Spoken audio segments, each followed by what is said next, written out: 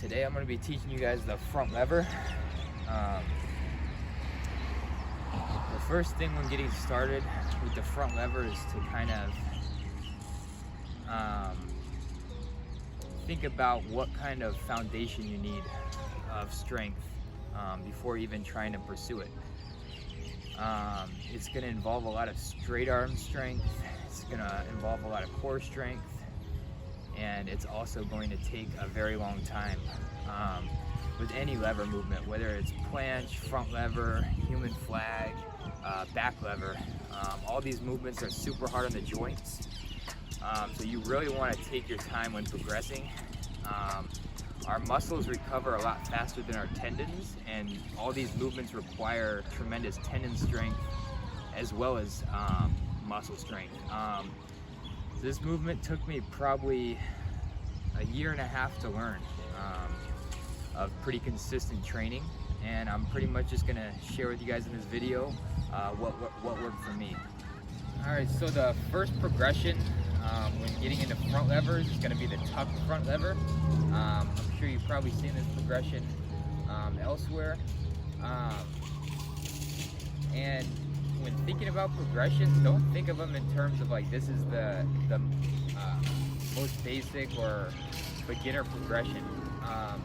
If you're getting into front lever, honestly, at any level, start with the tuck, because even if you could do a pull-up with 200 pounds, it takes a very specific type of strength, the straight arm strength, and really engaging your lats to pull your arms straight down.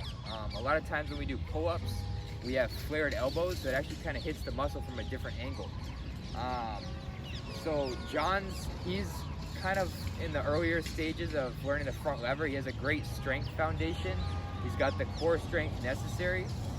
So when you guys get to that point where you have the foundation laid for the strength, now it's time to get into the first progression. The first progression is the tucked front lever, like I said. We're gonna get into this cannonball position. And when you get into that cannonball position, the first thing you're gonna try to do is retract your shoulders back. So kind of pull your stomach up as high as you can. Here, I'm gonna grab the camera real quick. There, John, get into that position really quick. Yeah, notice how he retracts his shoulders. That gives it a real nice, notice how his back is super flat. That's very good form right there. I'll show you guys an example of what not to do. A lot of times, people's first time doing the tucked front lever, they're gonna have this very rounded back. It's like, what happens is their shoulders aren't retracted, so you're in a very disadvantageous position. You have protracted shoulders. This is gonna make the movement infinitely harder. You have to strengthen the traps to be able to maintain that positioning. All right, so the next progression we're gonna get into after you can hold the tucked front lever for about, I would honestly say get up to at least 15 to 20 seconds, because the more time you give your tendons to adapt to the stress is gonna be better.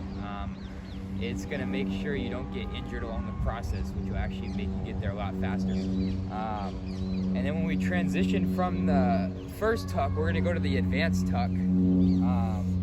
And that's gonna be with a 90-degree angle.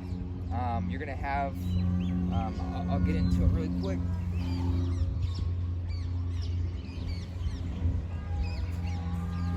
So in the advanced tuck, you have your knees a little bit further forward, and don't stress if you can hold the tuck for 20 seconds and you can't even hold the advanced for a couple seconds.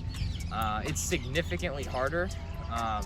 Every progression is going to take a little while to get used to, and something to think about when you're structuring your training volume. I think a good amount of sets and reps, well, it's not even in reps, it's actually the hold times. I like to do about 5 to 6 sets, and then do hold times that you can hold anywhere from about 5 seconds all the way up to 15 seconds.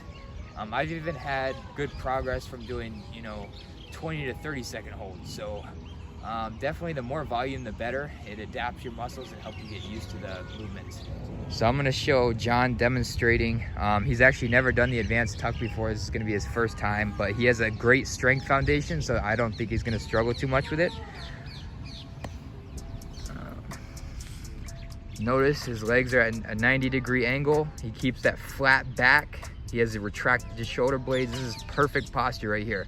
And then he held it for probably about 5 seconds. That's a great first set of the workout.